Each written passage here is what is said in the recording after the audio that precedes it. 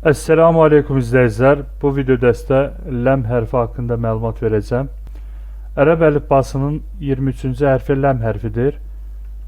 Bu hərf dili azacıq qatlayaraq ucunu və ön yanlarını yuxarı kəsici dişlərin damağına, yəni üst ön dişlərin ətlərinə toxundurmaqla tələffüz edilir.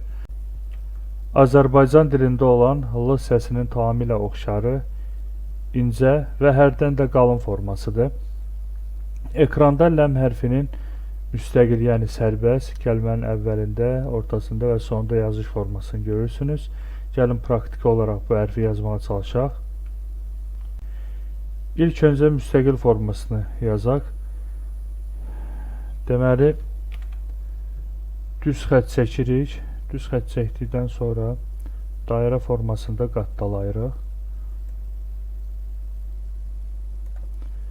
Sanki dolçaya bənzəyir. Kəlmənin əvvəlində yazışını yazaq. Ümumiyyətlə ləm hərfi dilimizdə olan l hərfinin elə bir çap versiyasının əks yazılışıdır. Yəni dilimizdə l hərfi, yəni çap formada belə yazılır, amma biz bunu əks formada yazırıq ərəb dilində, yəni sağdan sola doğru. Kəlmənin ortasında isə kəlmənin əvvəl yazışına sağdan çıxıntı qoyaraq yazırıq.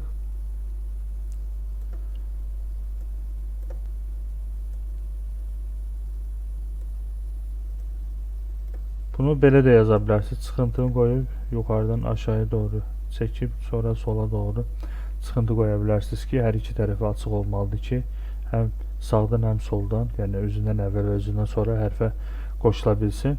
Bu yerdə qeyd edim ki, bəzi insanlar bunu əlif hərfi ilə qarışdıra bilər. Yəni əlif hərfi düz formadadır.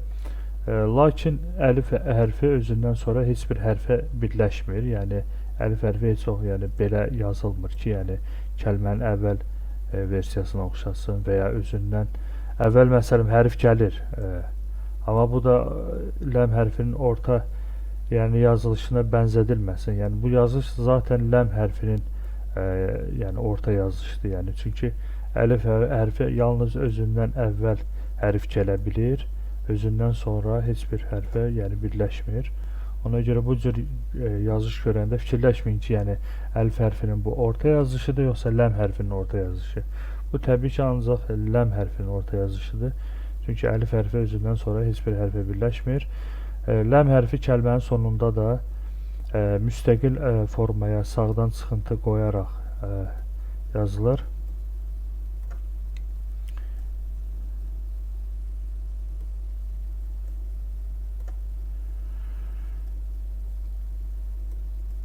Yəni çıxıntını qoyduq və sərbəst formada yazdıq.